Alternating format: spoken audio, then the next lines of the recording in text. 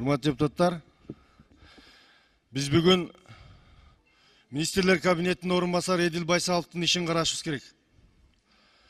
Эдил Байсалов кече күн парламентке кофе ичкенде бирөө бир нерсе кошуп койгон окшойт. Баш айланып калыптыр. Ал өзүнүн сөзүндө айтып атат. Комитеттин токтомдору мен үчүн рекомендательный эле характерде деп.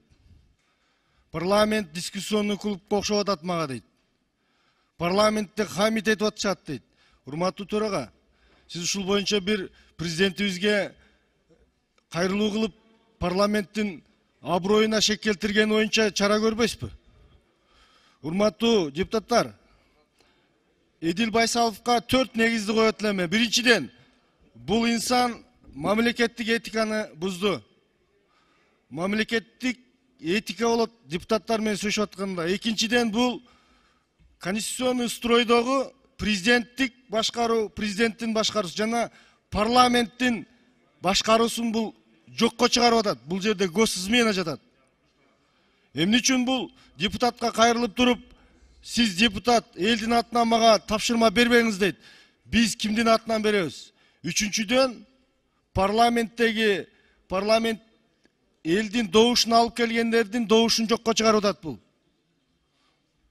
Буну Эдил Байсаловду госизмена катары караса болот.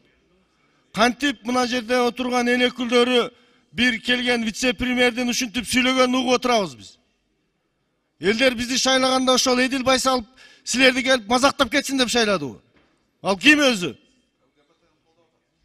ЛГБТ колдогон ал өзүнчө тема. Эми же буну урсаң дагы болбой деген западлар экен, же дебатка чакырсаң түшүнбөй деген. Бул не деген кадр бул? Эми урматтуу эл өкүлдөрү, биздин добушубузга бул шек келтирип атат. Парламентке шек келтирип атат. Асан Үсөн десе мейли. Жалпы парламент дейт. Бул мен үчүн бир бул кандай орган деп атат? Бул эки бийлик бутагын бири-бирине конфликт жаратып атат бул. Ушул жарака эртең барып туруп чоң нерсеге ажырайт. Ошон үчүн бунун ишин караш боюнча урматтууларга күн тартибине коюш керек деп эсептейм. Рахмат. Үчүнчү микрофон.